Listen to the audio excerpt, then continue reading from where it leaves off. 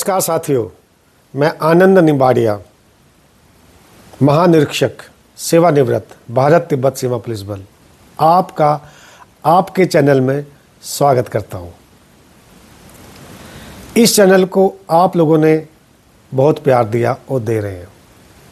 इस चैनल का उद्देश्य यही है कि कैलाश मानसरोवर यात्रा के बारे में आपको मानसिक और शारीरिक रूप से तैयार करना, जानकारी देना और समय समय पर जो भी डेवलपमेंट्स होते हैं उसके विषय में आपको बताना।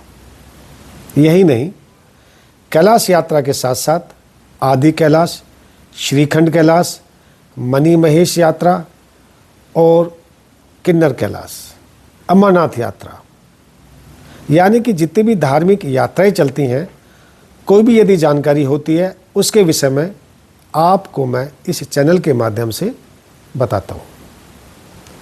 मेरा आपसे विनम्र निवेदन है कि आप अपने मित्रों को, रिश्तेदारों को जो वास्तव में यात्रा करना चाहते हैं, इस चैनल के विषय में बताएं, फॉरवर्ड करें, सब्सक्राइब इसलिए करें ताकि आपको नोटिफिकेशन प्राप्त हो जाए। और हाँ, अपने कमेंट्स ज़रूर देते रहें, क्योंकि जो आपके कमेंट्स हैं उसी के बेस पे मैं एक प्लान करता हूँ, विषय वस्तु तैयार करता हूँ ताकि आपके साथ में बातचीत करूँ।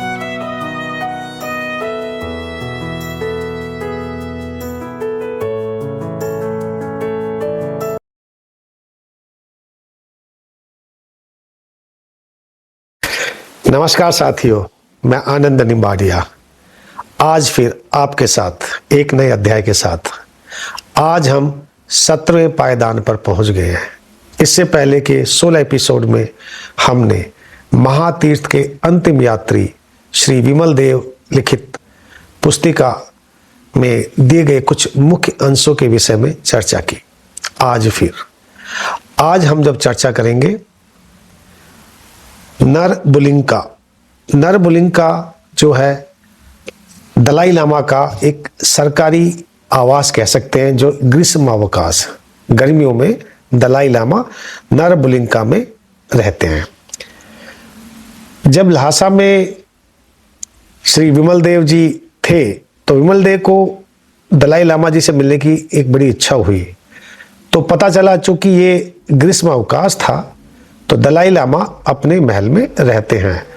अब मित्रों में बताना चाहूंगा कि उस महल की सैंक्टिटी यानी पवित्रता इतनी थी कि लोग दलाई लामा से मिलने आते थे, नहीं मिले तो उस महल के दर्शन करके ही चले जाते थे। और ये जो नरबुलिंका है ये लहासा से लगभग 1 किलोमीटर दूरी पर, ज्यादा दूर पे नहीं है।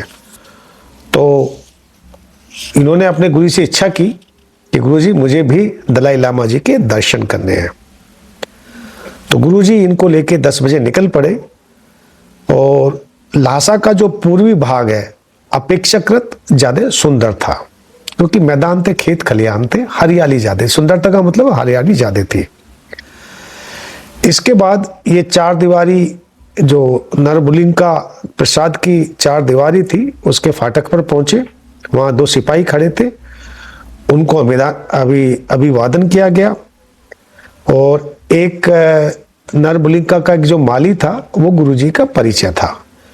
तो अनुमति लेने के बाद गुरुजी के साथ विमल देव नरबुलिंका प्रसाद में पहुंच गए। प्रसाद में जाने के बाद कुछ एक महिला आई, वो चौंक गई कि कौन आ गए, कि क्या चाहिए। खांगेची, नहीं वे घर पे नहीं है, ठहरिए मैं बुलाती। खांगेची इनके मित्र थे गुरुजी के, उस महिला के संभवतः रिश्तेदार थे। इसके बाद ये उनका इंतजार करते करते नरबुलिंका के पास एक सुंदर झील बनी हुई थी, शुद्ध पानी था। तो उसमें साइबेरिया के उड़ने वाले हंस आके बैठते थे। तो बड़ा ही एक मनोहर दृश्य था। बताया कि जो तिब्बत की तरफ में हंस है वो साइबेरिया से आते हैं, और जब तिब्बत में ठंड पड़ती है तो सभी पक्षियां भारत की तरफ माइग्रेशन करके पहुंच जाते हैं अलग अलग झीलों में, जैसे चिल्का झील हुई, अभयारण्य कई हैं, पक्षी अभयारण्य यहाँ पे भरतपुर में भी है। तो जहाँ जहाँ वाटर बॉडीज है वहाँ पे जाके बैठते हैं। ब्लैक नेक क्रेन लद्दाख में मैंने खुद देखी है कि वहाँ जो है आते हैं, अंडे देती हैं। हैनले एक जगह है उधर। सर्दियों में चू नदी के तट पर ऐसे हंस दिखाई पड़ते हैं। ये राजहंस झुंड बनाकर यहाँ आते हैं या वापस चले जाते हैं। वो दृश्य बड़ा देखने लायक होता है। वो राजहंस झील के किनारे बड़ी शांति से तैर रहे थे। स्वच्छ पानी था, सबका प्रतिबिंब भी आकर्षक लग रहा था। दारुण शीत वाले धरती की इस छत पर शायद मंत्र बल से ही फूल खिलते हैं। अब देखिए, कोई तो थी शक्ति कि इतनी ठंड में भी फूल खिले हुए थे। बाघ का अत्यंत अनियंतम सुपरवाइजर होने के नाते खां अंचे को इस सुंदर उद्यान के लिए गर्व था। कलिंपोंग तथा दार्जिलिंग से बागवानी का विशेष शिक्षा लेके आए थे जो दलाई लामा के मुख्य बाग में भांति भांति के गुलाब, डालिया, बोगनविला, जीनिया, लिली, जलकमल आदि लगाए थे। दलाई लामा भी फूलों के शौकीन थे और प्रत्येक दलाई लामा कुछ न कुछ नर बुल्लिंका में अपना योगदान देते रहे हैं। दलाई लामा जब पोताला पैलेस में तब काम के बोझ से लदे रहते थे और यहाँ तो आकर विश्राम करते थे। ज्वेल पार्क को तिब्बत का नंदन कानन कहा जाता है। यहाँ फलों का बाग भी बड़ा सुंदर है जिसमें सेब, नाशपाती, चेरी, संतरा, आलू बुखारा के पेड़ों की भरमार थी। ये सभी पेड़ कलिंपोंग तथा कर्सियांग से मंगाए गए थे। यहाँ विलायती फूलों के बीज यूरोप से मंगाए गए थे। ऐसे आयात ब्रिटिश इंडिया ट्रेड के माध्यम से किए जाते थे। बाग का एक अंश डॉग गार्डन था जहां दलाई लामा के पालतू और विलायती कुत्ते रहते थे।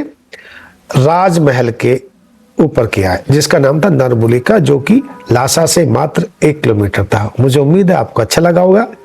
अगले एपिसोड का इंतजार करें। जय हिंद।